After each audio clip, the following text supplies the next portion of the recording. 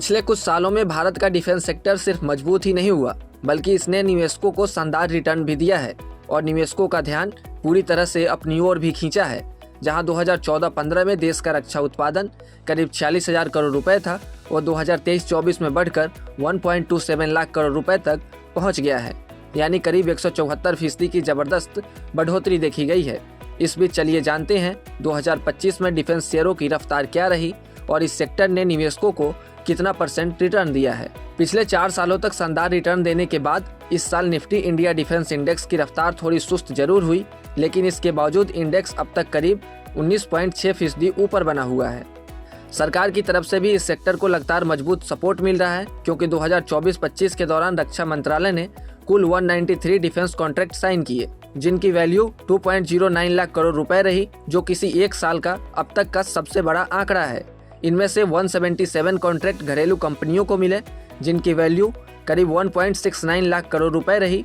वही जनवरी से जून 2025 के बीच ही 45 से ज़्यादा बड़े डिफेंस ऑर्डर सामने आए, जिससे साफ है कि फोकस अब सिर्फ खरीद पर नहीं बल्कि मॉडर्नाइजेशन, इंडिजिनाइजेशन और ग्लोबल सप्लाई चेन से जुड़ने पर है। अब शेयरों की बात करें तो 2025 में गार्डन रिच शिपबिल्डर्स यानी GRSC ने सबसे ज़्यादा रिटर्न दिया है।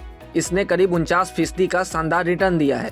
इसके बाद मटार टेक, भारत इलेक्ट्रॉनिक्स, पारस डिफेंस और भारत डायनेमिक्स जैसे शेयरों में भी 30% से ज़्यादा की तेजी देखने को मिली है, जबकि Mazagon dock, Bharat Forge, data patterns, HAL और कोचिन शिपयार्ड में बढ़त तो रही, लेकिन सीमित रही।